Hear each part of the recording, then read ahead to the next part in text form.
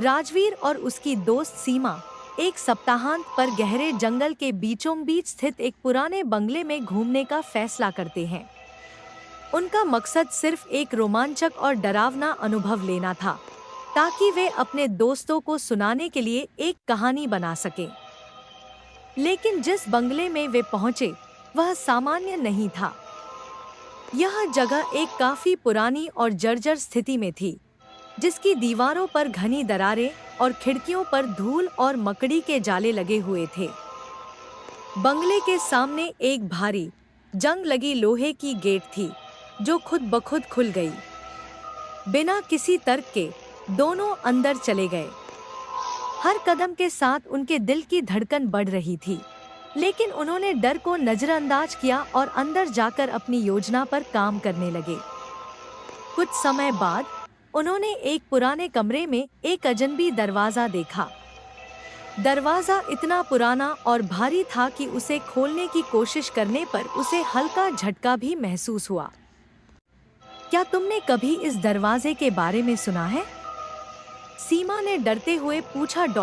नहीं, लेकिन ऐसा लगता है कि कोई इसका इस्तेमाल करता है, राजवीर ने जवाब दिया। राजवीर ने दरवाजा खोला।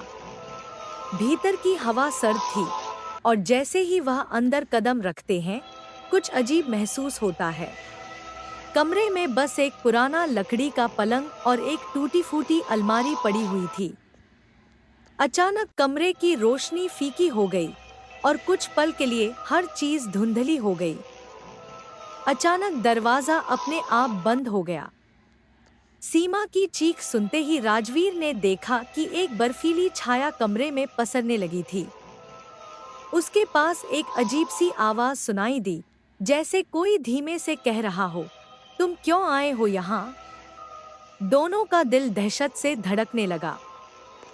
फिर कमरे के एक कोने में एक किताब पड़ी दिखी, जिसका कवर टूट चुका था, लेकिन उसमें कुछ लिखी हुई थी।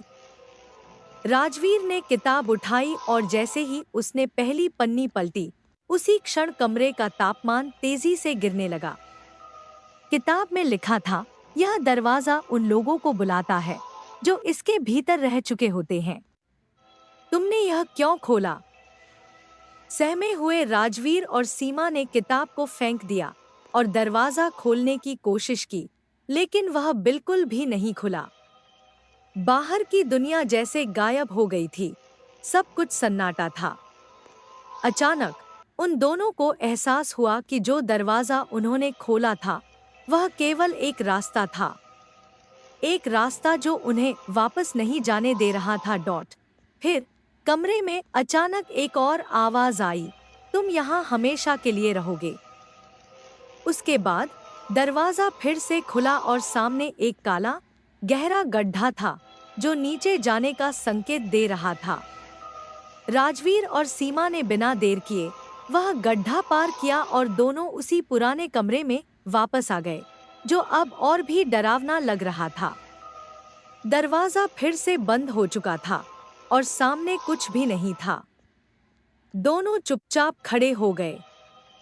उस दिन के बाद से कोई भी राजवीर और सीमा को फिर से कभी नहीं देख पाया। उनकी तलाश करते हुए कई लोग उस पुराने बंगले तक पहुंचे, लेकिन किसी को भी कोई सुराग नहीं मिला। उस दिन के बाद से कोई भी राजवीर और सीमा को फिर से कभी नहीं देख पाया। उनकी तलाश करते हुए कई लोग उस पुराने बंगले तक पहुंचे, लेकिन किसी को भी कोई सुराग नहीं मिला। कभी-कभी जब रात घनी होती है, तो उस बंगले से अजीब आवाजें आती हैं, जैसे किसी की चीखें या दरवाजे की खटखटाहट।